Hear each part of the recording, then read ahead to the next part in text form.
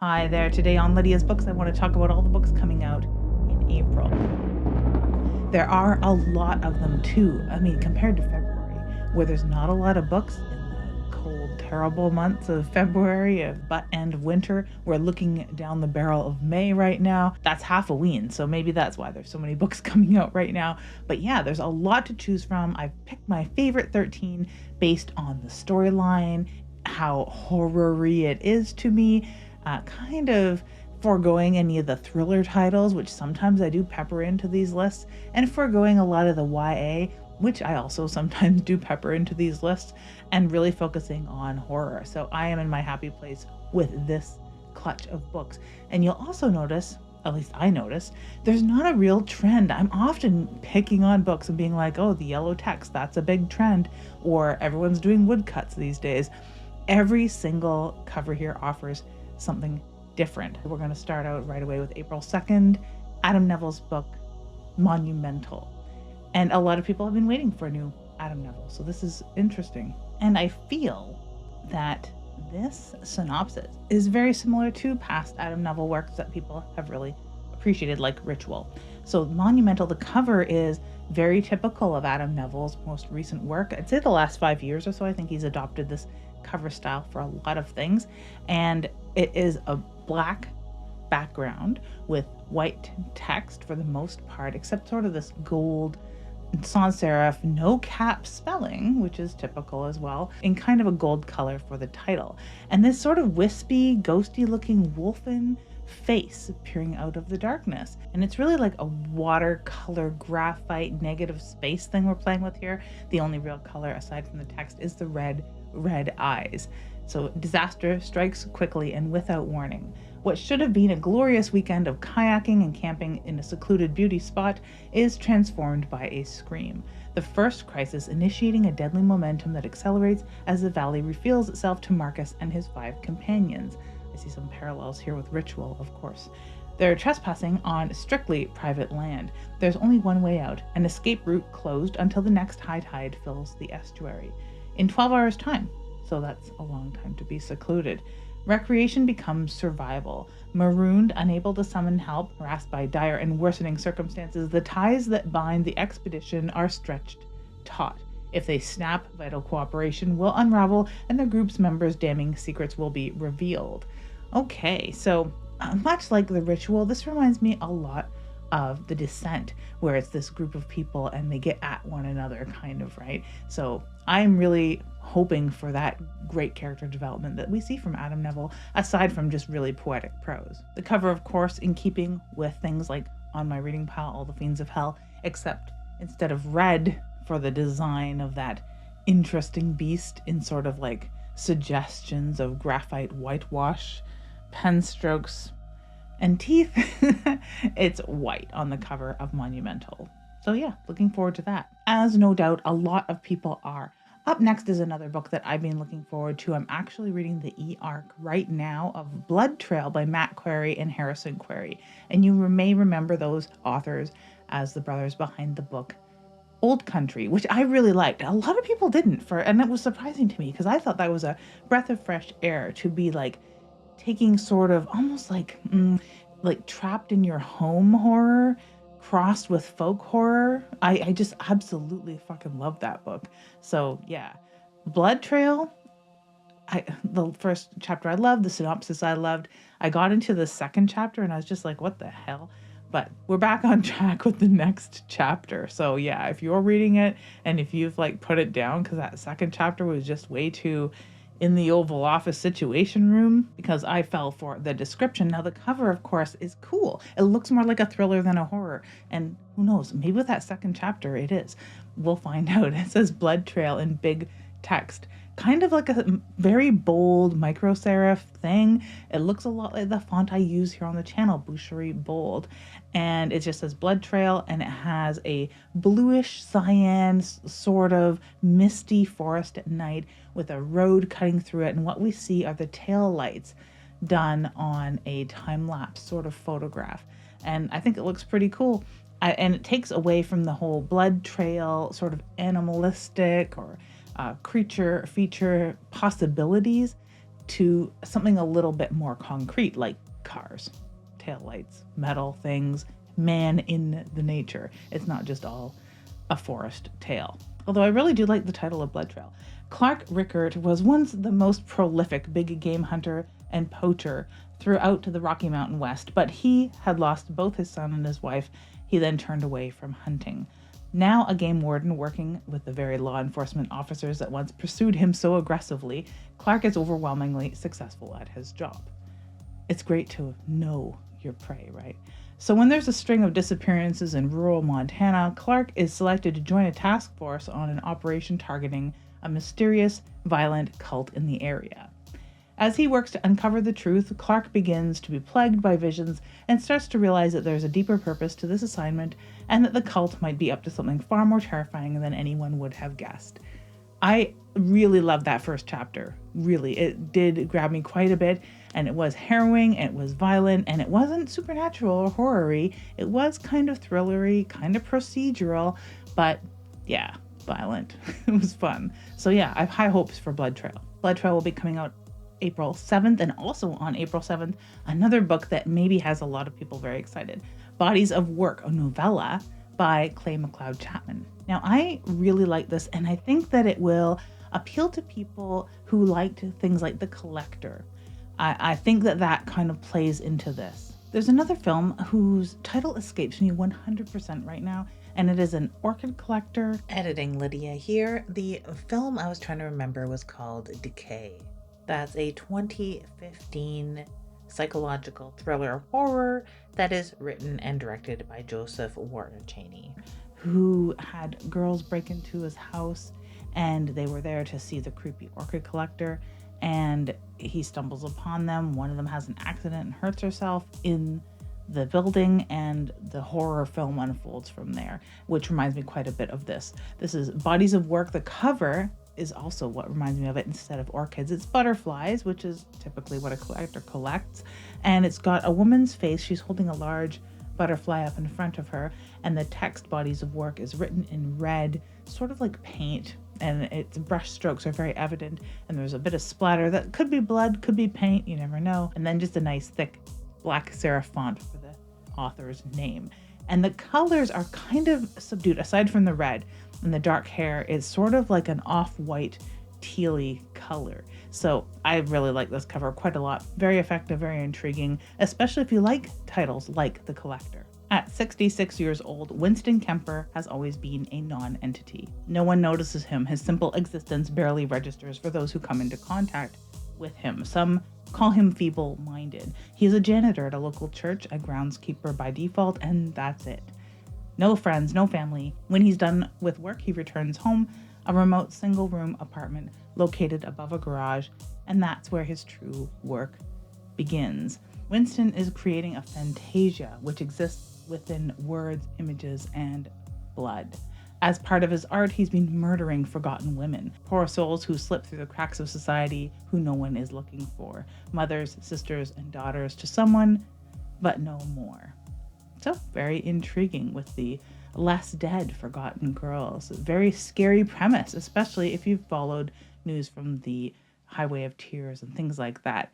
I'm very interested in murder cases that involve those sorts of street-involved people. Also on April 7th, another book that might be something people have been waiting for, a new Philip Fracassi book, Saraphina by Philip Fracassi, with an introduction by Nick Cutter. Coincidentally, I'll get to see Nick Cutter talk in October, early October, when he appears at DreadCon, so that's really exciting. I'll keep peppering in DreadCon news probably between here and now. Anyhow, the cover is really cool. It's kind of got a Green Man looking design of leafy green things, florid greens in different shades of greens, from forest green, Kelly green, hunter green, the full gamut of green, in what I would describe as a green man, but it's a woman, so a green woman, which I don't know if that deity specifically exists.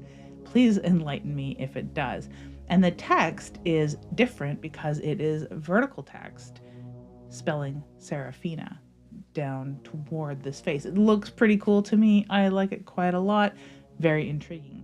Choosing to risk execution rather than be killed in a losing war, 3 brothers desert their post and begin a long, arduous journey back home. After weeks of dealing with rough terrain while evading bandits and home guard soldiers, starving, injured, and exhausted, the brothers find a miracle deep in the dark woods. A home. Living in a remote cabin is a beautiful woman, Saraphina, and her young son, Titus.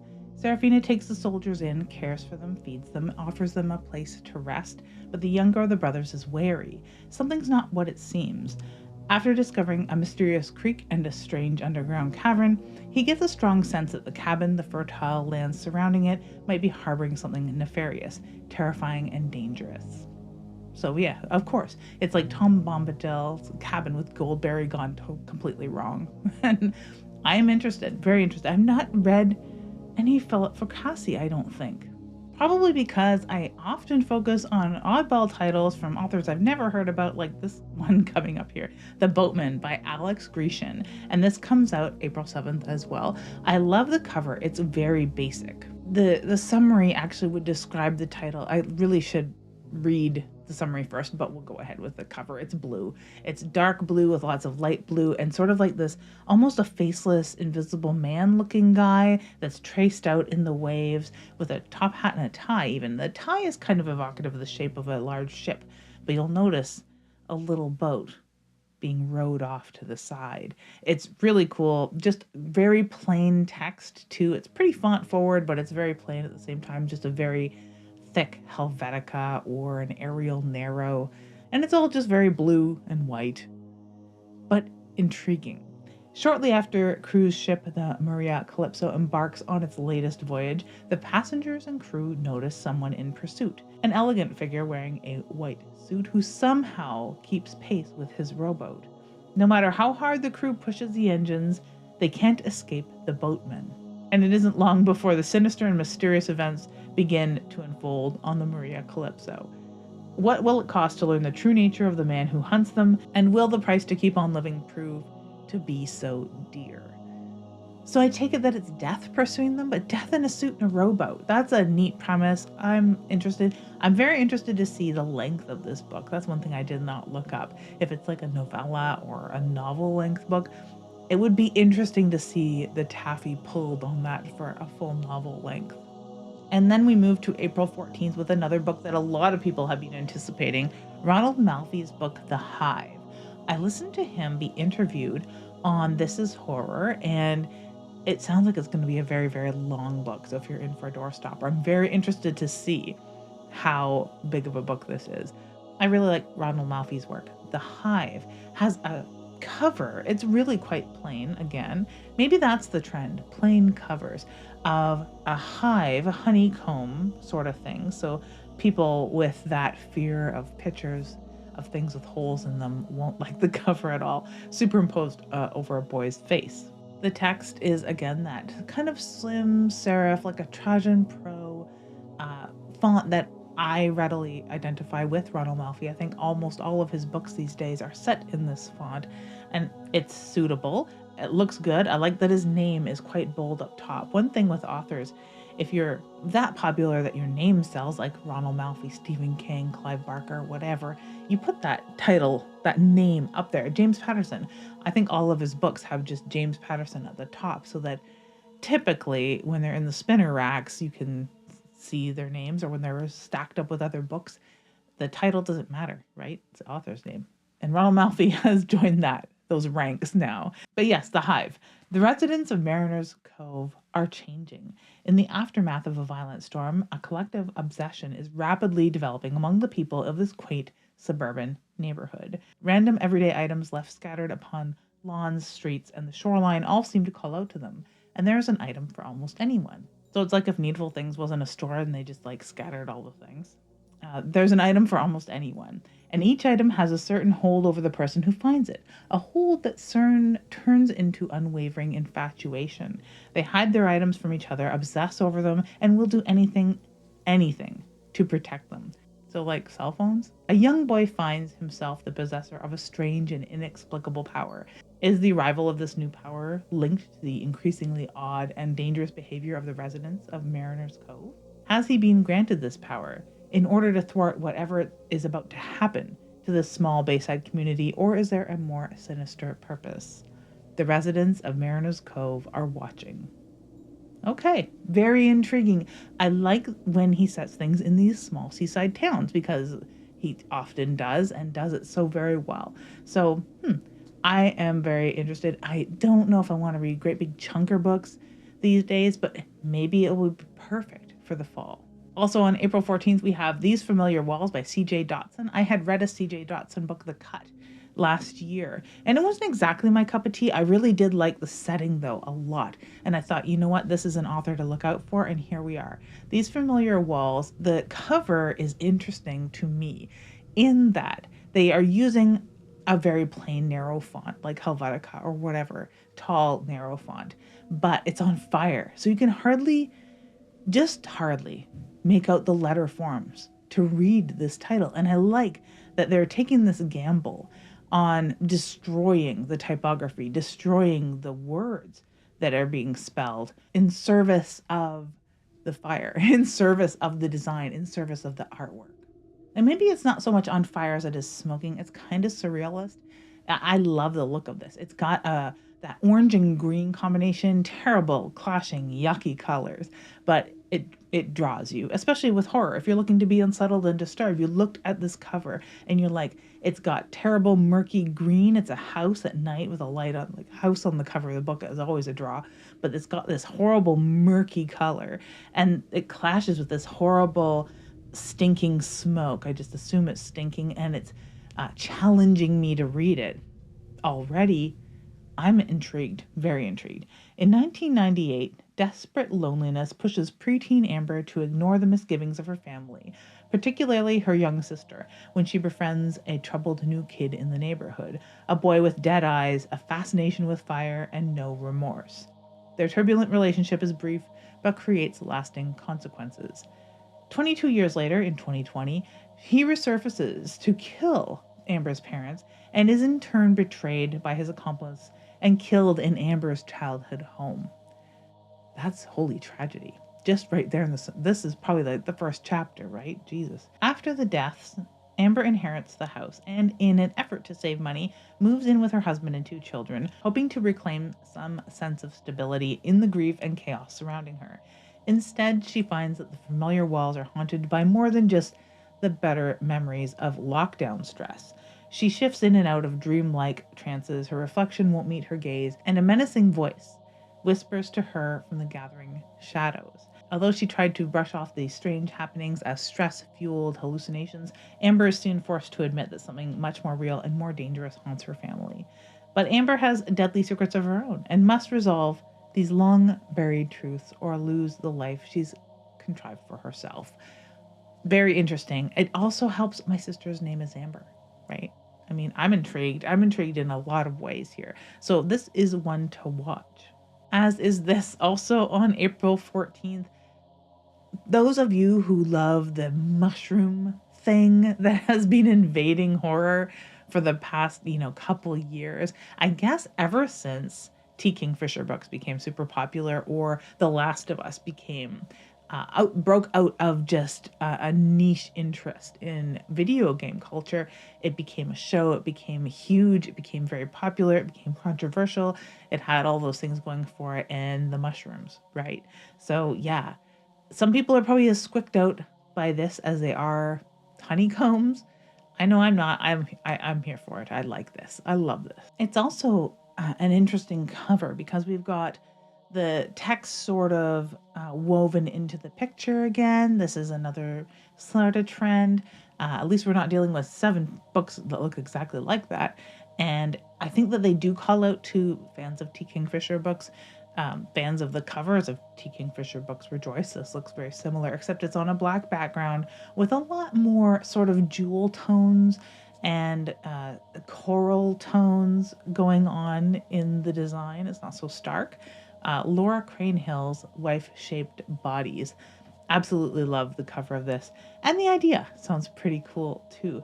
Forbidden from leaving her house from girlhood until marriage, Nicole has only her mother's lessons and what she can see from her bedroom window to draw on in forming her view of the world and of herself.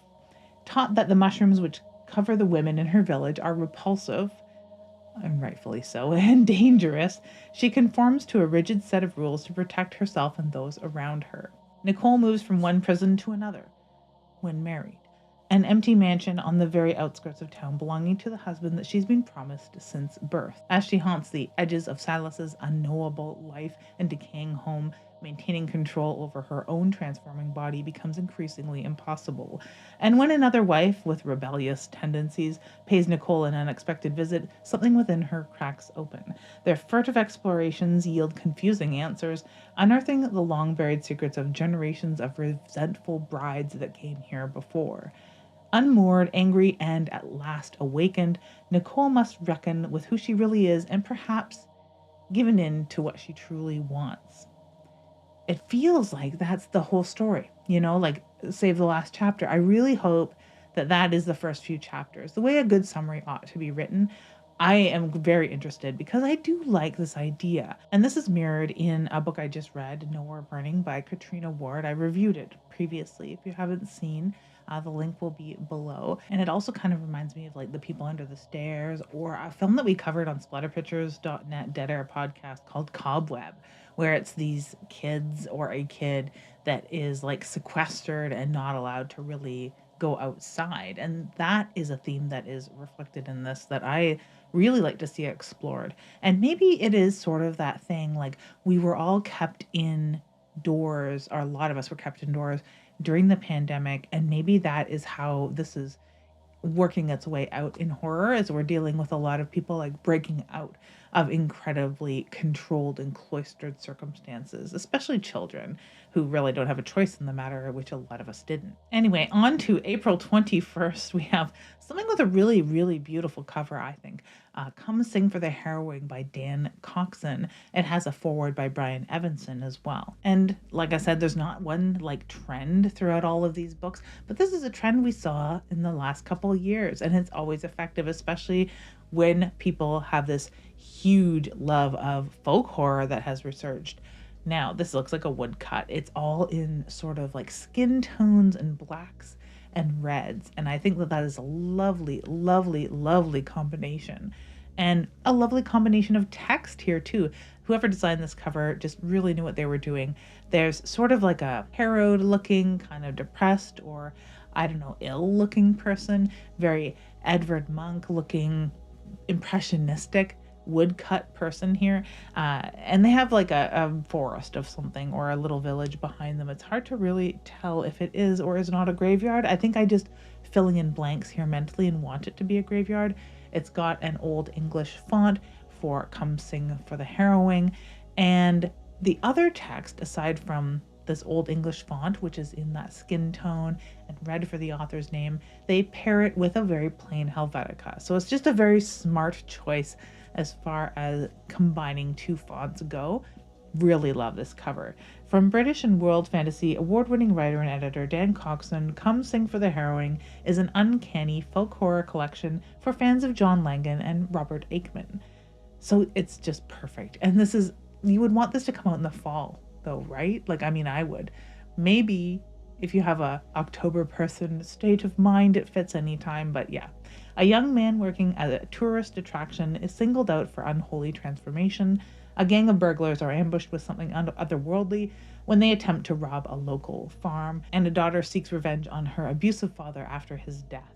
Invoking a sense of natural surreal found in Midsommar, these stories are always a little to the left of what's expected.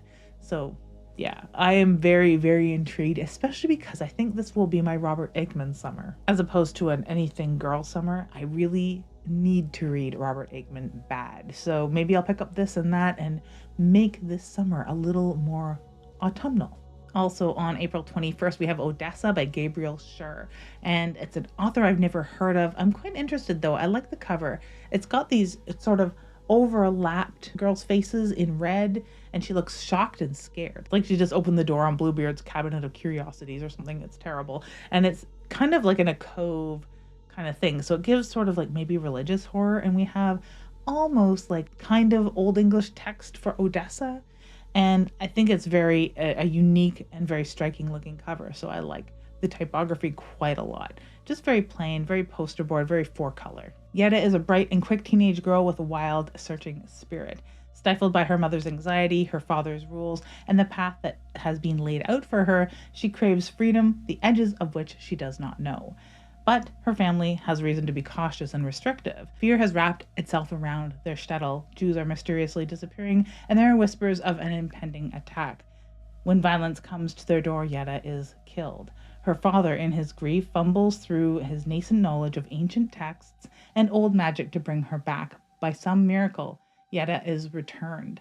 But although she looks the same, she's not the girl she once was. Yetta senses that there is a secret that her family is keeping from her. The answer resides, in part, with the creature lurking in the woods. I love this. So yeah, a little more contemporary folk horror, right? We're not going back to like 1782. We are in sort of postmodern wartime. I'm very interested. But I'm also extremely interested in this book, and this is another one I have an e-arc of. I'm probably going to buy it. If I'm captured by the first few chapters, I'm going to go get the paperback because I really liked We Used to Live Here very, very much. Very, very much. I ran out and bought that after reading just one chapter. So yes, The Caretaker, a novel by Marcus Kliewer.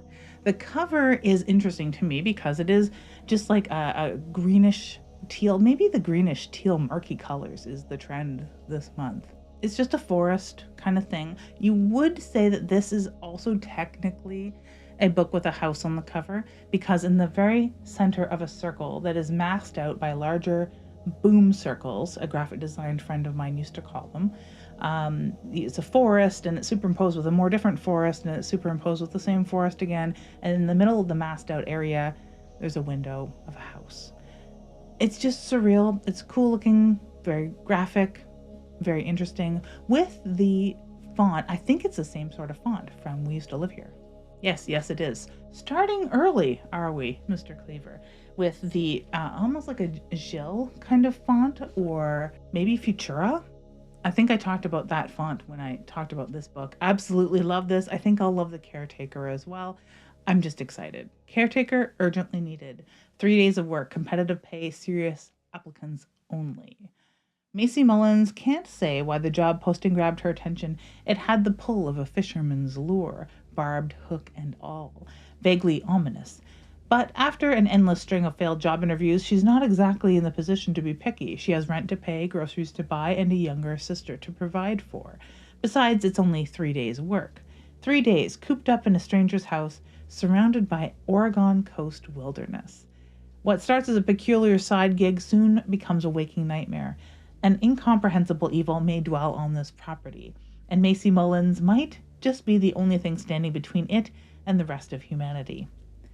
Very curt, very efficient little summaries, and that I usually don't like using the last names of characters in summaries because it usually serves no real purpose, unless their last name is like Van Helsing or something. But other than that, it's usually like just wasted words, right? And that is, a very efficient little summary. I'm interested, and I just loved We Used to Live Here so much, and I like his writing style quite a lot. What's interesting to me is I do believe that he's a Canadian author, but this is set in Oregon. I don't know if he has dual citizenship or spends a lot of time in the US, or if it's a case of someone taking a Canadian story and transplanting it into a more familiar to the larger market forest. I'm interested to know why Oregon. Marcus Kliewer is a writer and stop motion animator. He lives in Vancouver. See, they got cool forests in Vancouver. Why Oregon? Then we move on to April 24th, and for something completely different, a bright yellow cover, but a nonfiction book. Natural Thorn Killers, a creeping guide to plant horror by Lauren J. Barnett and Tony Martin.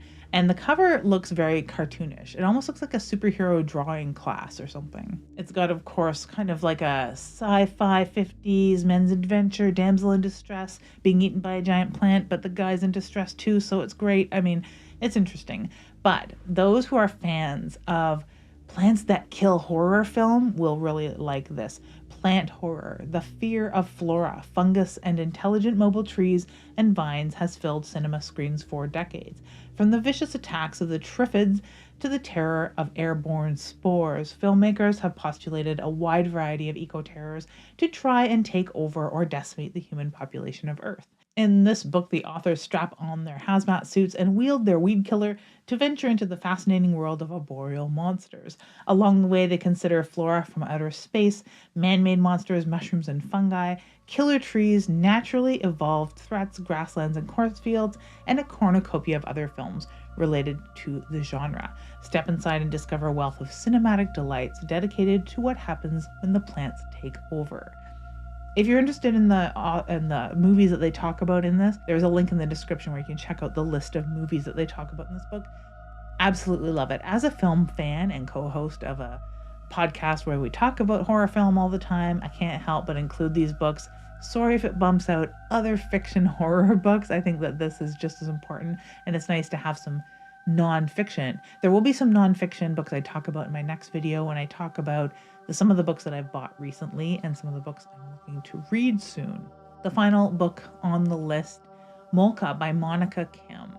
And this book reminded me a lot of a documentary I saw called The Voyeur, I believe it's called. And it has the documentarian journalist Gay Talese, who did this really cool expose alongside a miniature maker about this guy who had cameras hidden in the hotel that he owned and videotaped and spied on people for years and years and years. It's just such a captivating documentary.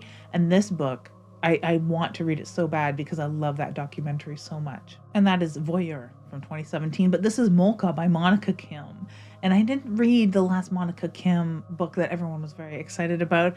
I'm very, very excited about this one, though. The cover is pretty interesting, and there's one criticism I will have, is it uses too many fonts. It might not be noticeable right away, but I felt that there was something like unfinished looking about this cover. It's got a grate in a very blue light on a tile wall, like a heating duct or something, and there's a camera obviously behind it because you can see the red light, and there's blood dripping out of the grate. Very cool, very graphic, very horror-y, very intriguing. It says Moka, and the letters are sort of superimposed on the grate to look like they're maybe just behind it in white sans serif font, just really good looking. And the gradation of kind of like a nice cerulean blue or a royal blue goes down to like a murky grayish blue at the bottom, so it's just really pretty. It says Monica Kim, but there's like a different sans serif font than is used for the title, and then there's a serifed font like Times New Roman, something very boring for the rest of the text. He has a taste for voyeurism, she has a thirst for revenge, it says. Sounds kind of thrillery, but the blood makes it sound way more horror. But yeah, I just really wish that only one font was chosen. Maybe set everything but the word Moka in a serif font. Anyway, I'm being picky. Monica Kim. Moka, an abbreviation of Molre Camera, a sneaky camera, which is interesting because it's also kind of a portmanteau of Monica Kim. Sneaky camera, hidden to capture covert images and videos for voyeurs. In an unassuming Seoul workplace, IT technician Jung Young's network reaches throughout the entire building. He sees every entrance, every lobby, every bathroom. The women in this building may be cold and dismissive, but he can always pull up his favorite images of them and remember who holds the real power. Until one, Dae-yi, sets herself apart from the rest. Dae-yi, ever the romantic, yearns to be cherished after years of living in the shadow with her perfect older sister who tragically drowned years ago. Only her boyfriend seems to appreciate Dae-yi. He's rich, handsome, and generous, and she'd do anything to hold on to the happiness that he brings her. But when a hidden camera scandal rocks the city's elites, Dae-yi's dreams of a fairy tale romance twist into a grotesque nightmare. Her boyfriend abandons her. Her parents reject her. Her grip on reality begins to shatter as visions of her dead sister suddenly appear. So yeah, very, very intrigued. Mostly because I love that, idea of the surveillance as horror in something like that documentary Voyeur. It's not a horror, but feels like a horror and it's told like a horror, especially through the use of miniatures. It's creepy. Or, as mentioned in my previous video about some of the greatest horror that I have on that shelf back there, I didn't talk about the book, but mentioned Sliver by Ira Levin, which is very much focused on this exact sort of thing.